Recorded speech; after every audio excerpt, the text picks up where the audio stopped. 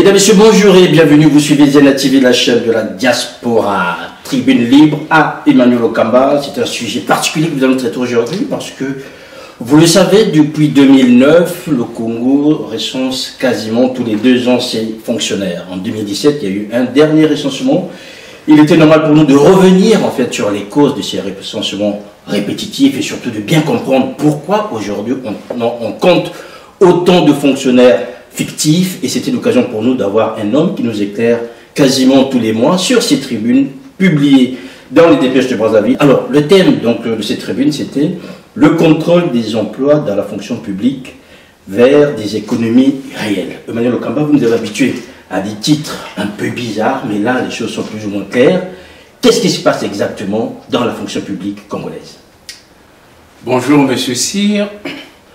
Qu'est-ce qui se passe dans la fonction publique? Nous avons une fonction publique qui est pléthorique, avec des effectifs donc, de fonctionnaires, jugés pléthoriques depuis quasiment le dernier recensement, celui datant plutôt de 1994, c'est-à-dire à la Banque mondiale.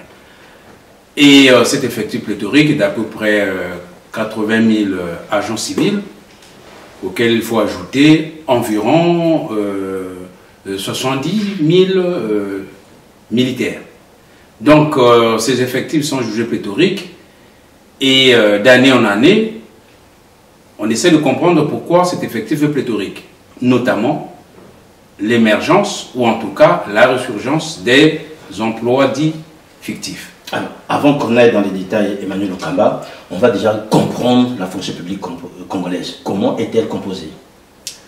Alors, la fonction publique congolaise est composée du personnel dit civil, de la fonction publique pure et dure, de la fonction publique territoriale, c'est-à-dire le personnel géré par les départements, et de la fonction publique militaire, avec les militaires, les gendarmes et les policiers. Voilà à peu près la structure de notre fonction publique, c'est-à-dire les emplois pourvus par l'État, oui, essentiellement. Alors il faut quand même dire que le travail sur lequel, enfin le travail que vous avez réalisé, en fait, a seulement ciblé les civils. Hein. On n'est pas là dans la fonction publique territoriale. Absolument. On est uniquement sur la fonction publique civile. Donc territoriale et militaire, on met de côté pour l'instant parce qu'elle n'a pas été recensée en tant que telle. Voilà, c'est quasiment un sujet tabou, mais on va quand même l'aborder ici dans le cadre des emplois fictifs aussi dans l'armée. Alors, Emmanuel Okamba, on voit cette fonction publique qui est quasi pléthorique. Dans les chiffres, ça donne quoi exactement? Depuis 2009, le dernier recensement qui a été initié par Pacifique Issoy-Beka jusqu'à ce jour, celui mené par M. Ngalongo. Alors, en 2009, la fonction publique comptait à peu près 80 350 agents. En 2014-2015, 78 200. Et en 2017, 66 422 agents.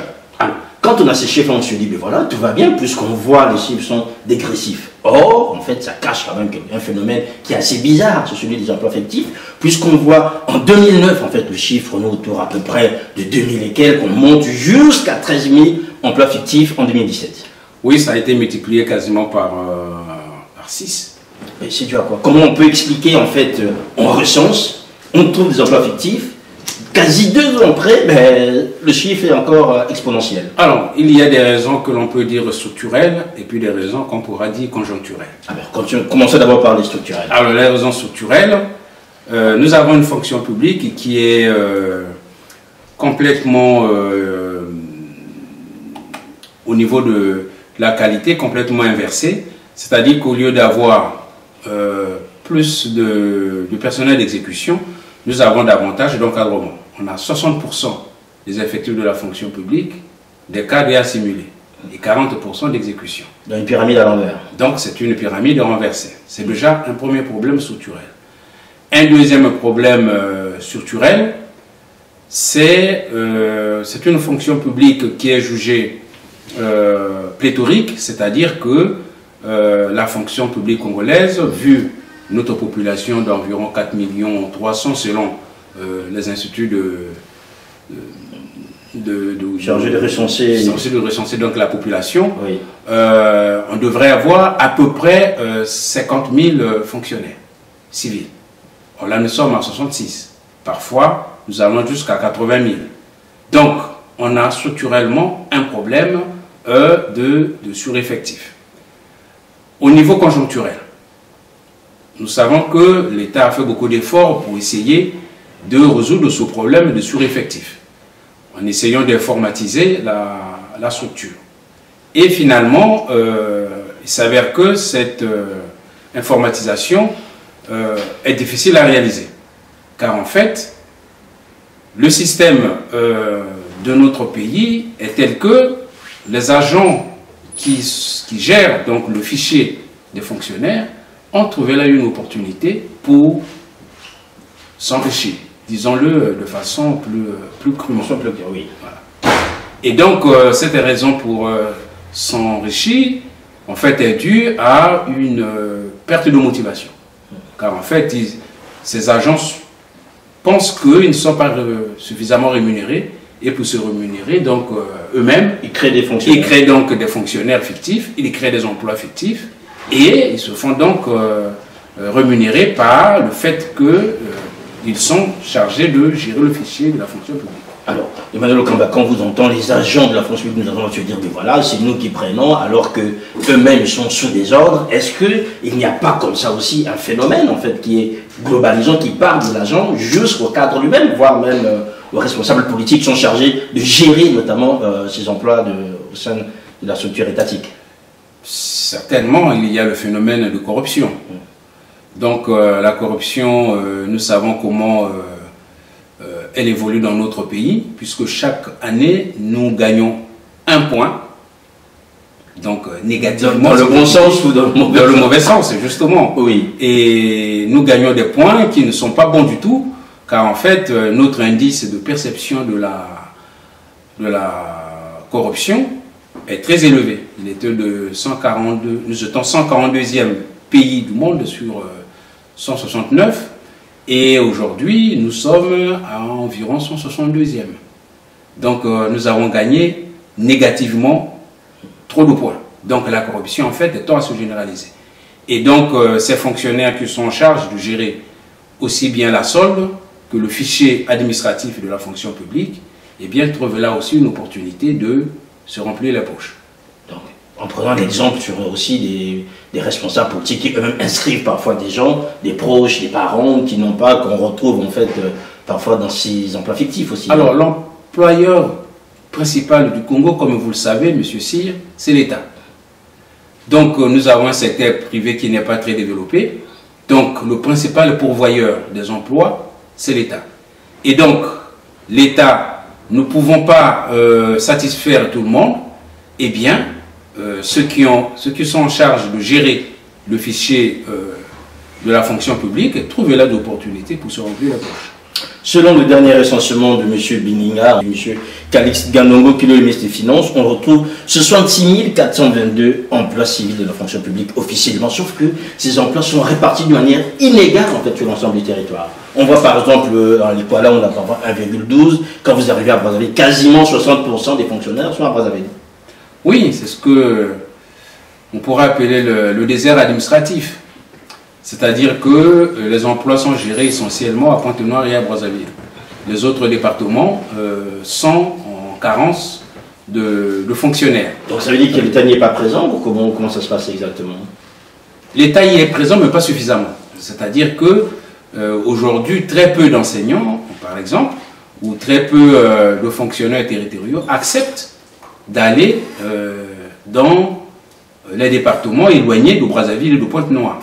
Pourquoi? Pour des raisons qu'on pourra dire de circulation, parce qu'ils ne reviennent pas à Brazzaville ou à Pointe-Noire rapidement qu'ils auraient souhaité, pour des raisons de commodité, ne serait-ce que pour obtenir leur salaire.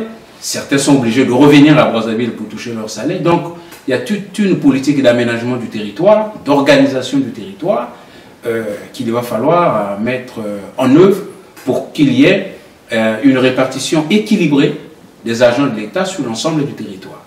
66 000 fonctionnaires, Emmanuel Okamba, en termes d'efficacité, ça donne quoi? Parce que je me rends bien compte, est-ce que le citoyen congolais est satisfait en fait des services rendus par ces fonctionnaires, si on prend par exemple le domaine de l'éducation ou encore dans le domaine de la santé? Évidemment, aujourd'hui, on ne peut pas dire que les services publics soient à la mesure de l'efficacité attendue par la population. Quand vous allez à l'hôpital, vous êtes surpris de voir ce qui se passe, les malades qui sont couchés à même le sol. Bon, tout ça font que on se pose quand même des questions sur l'efficacité de ces agents. Est-ce qu'ils sont tous présents à Brazzaville? Est-ce qu'ils sont tous présents au Congo? Est-ce qu'ils ne sont pas éparpillés dans l'ensemble des pays d'Afrique et d'ailleurs? Est-ce que ces 66 422 emplois restant dans le civil, est-ce que tous ces fonctionnaires sont sur place? Là est la question. Parce qu'on peut voir par exemple dans l'enseignement, il y a des collèges entiers où il n'y a plus d'enseignants scientifiques par exemple. Il manque près de 200 000. Oui. Et pourtant l'État recrute. Et pourtant les effectifs évoluent d'année en année. Ces fonctionnaires sont où physiquement? Donc en termes d'efficacité, en termes de services rendus, il y a un travail de fond à faire au niveau donc du ministère qui s'occupe de la fonction publique. Alors Emmanuel Okamba, je voudrais que vous nous expliquiez le phénomène des emplois fictifs au sein de l'État. Quand on prend les chiffres, en 2009, il y avait 2150 emplois fictifs sur 80 350 fonctionnaires.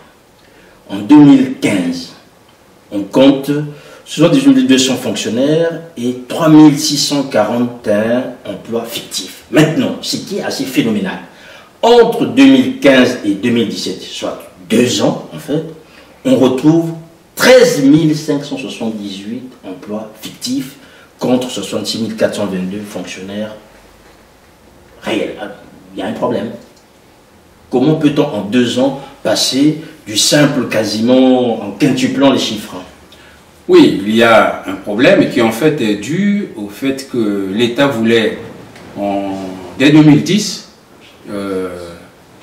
informatiser la gestion du fichier des fonctionnaires.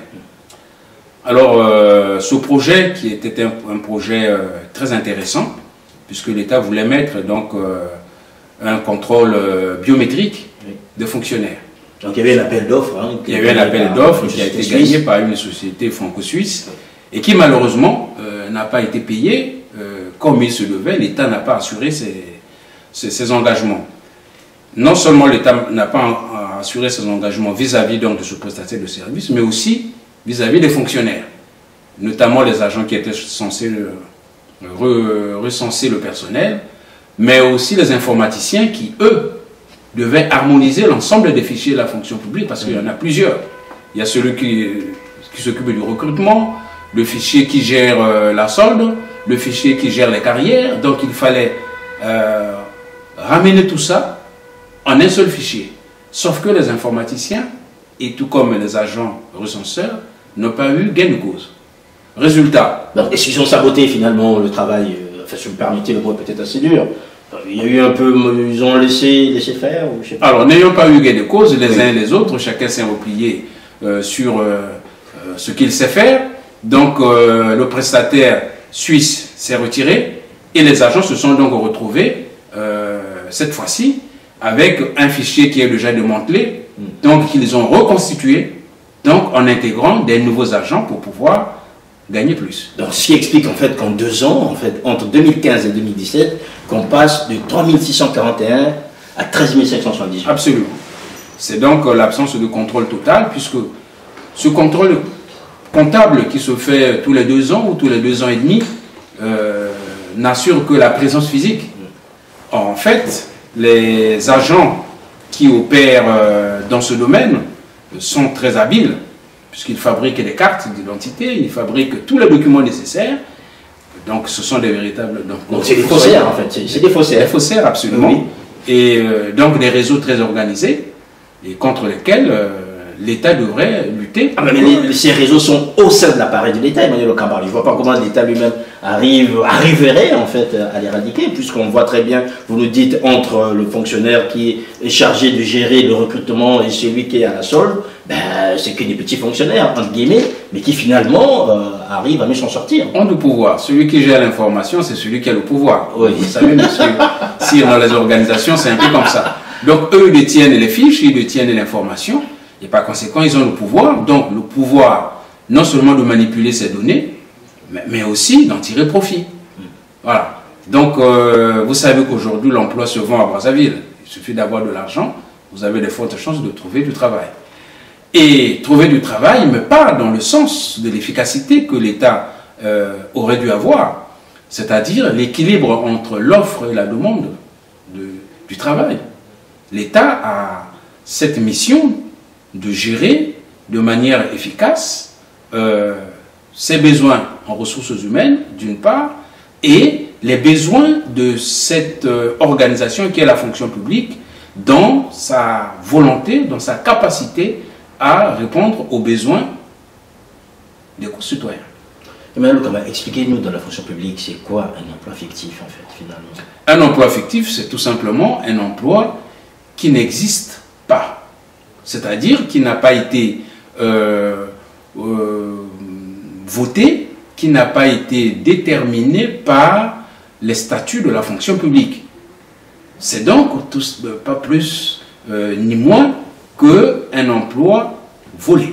Voilà, donc c'est du vol caractérisé en fait au sein de l'État, et cet argent va dans des poches d'individus qui sont quand même, je vais dire, identifiables. Ces emplois représentent quand même 33 000 emplois, l'équivalent de 33 000 emplois, et ça vaut à peu près 49 milliards sur le budget de l'État. Donc ce n'est pas une mince affaire, c'est de l'argent qui chaque année échappe à l'État. Oui. Et l'État est obligé de payer ces emplois fictifs.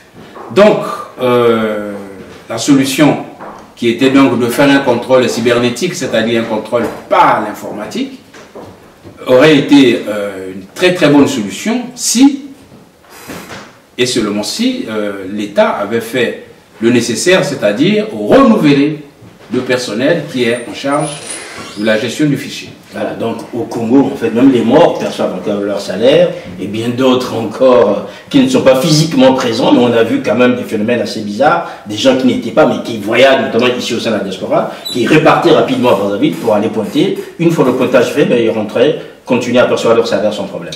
Ce sont là les limites du contrôle comptable. Le contrôle comptable, donc, qui se fait ici à travers donc, la présence physique et la présence par le bulletin de paye. Il faudrait peut-être aller plus loin. Ce contrôle cybernétique aurait été quelque chose de plus intéressant parce que le mort, il n'a plus d'empreinte digitale reconnue par le fichier. Et il y a donc un véritable problème pour l'État pour réaliser des économies à ce niveau, et les économies sont possibles. L'État peut faire des économies puisque c'est 49 milliards de francs CFA que l'État aurait pu utiliser pour effectivement embaucher le personnel nécessaire pour résoudre ce problème qui est celui des déserts donc administratifs.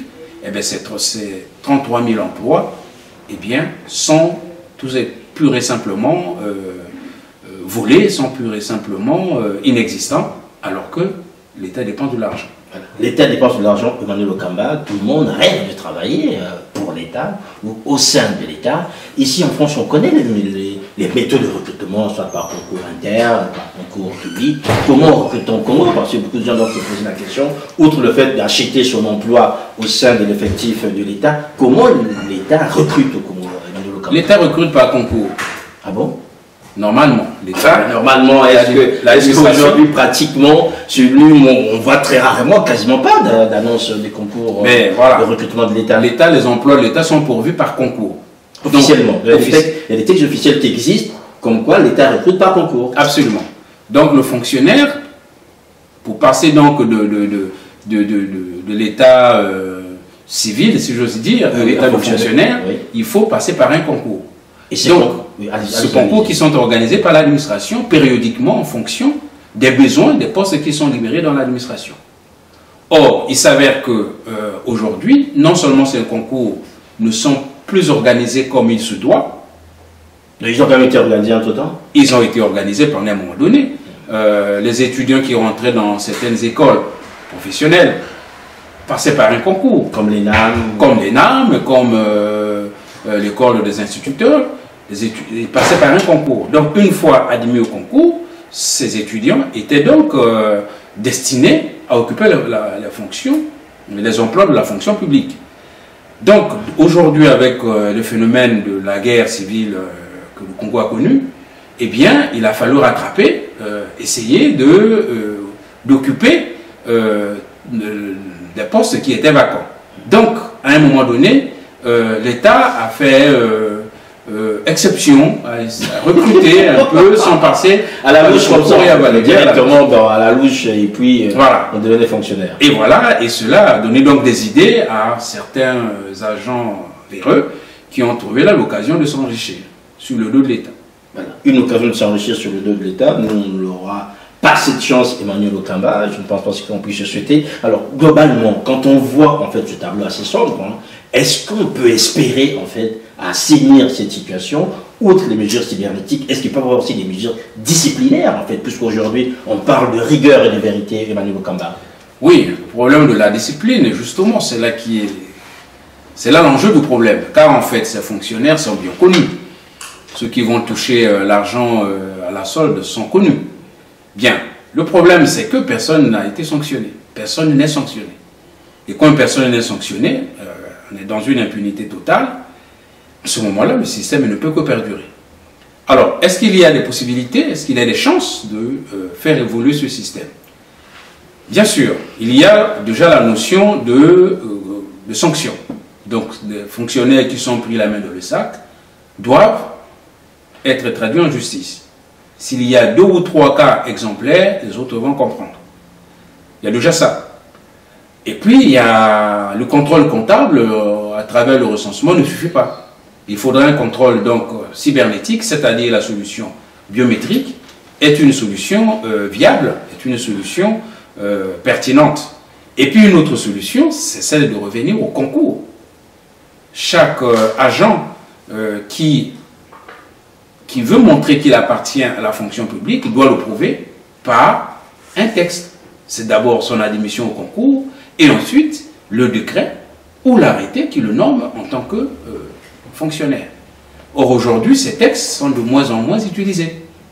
Donc, la fonction publique est devenue une sorte de passoire. Il faut donc sortir de cette idée de passoire pour avoir une fonction publique efficiente, c'est-à-dire qui coûte moins cher à l'État et qui permet à l'État aussi d'atteindre ses objectifs, c'est-à-dire une fonction efficace, dans laquelle le citoyen trouvera son compte, c'est-à-dire une fonction effective.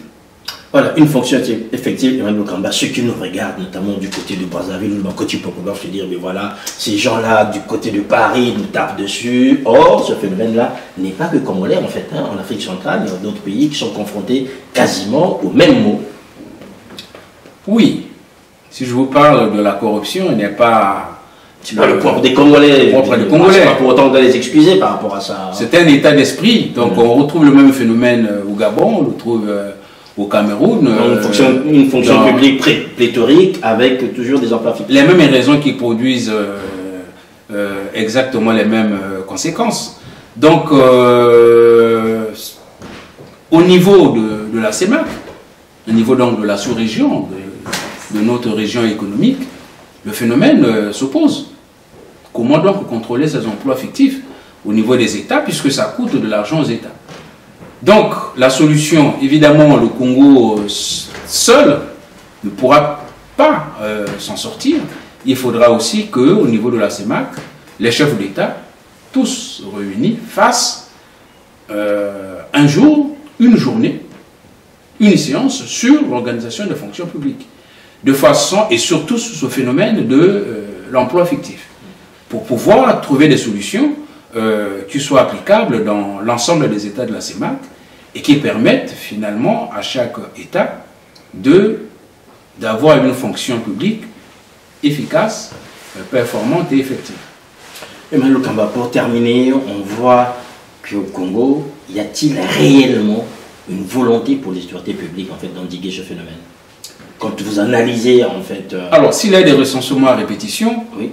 C'est que la volonté y est. La volonté y est. Factuellement, oui, on peut dire ça comme ça. Absolument. Il y a aussi des institutions internationales derrière aussi qui mettent plus ou moins la pression pour que ces choses... Il y a la Banque mondiale, le FMI, les institutions de Bretton Woods qui sont là pour nous rappeler toujours qu'il faut avoir une fonction publique adaptée aux besoins économiques du pays.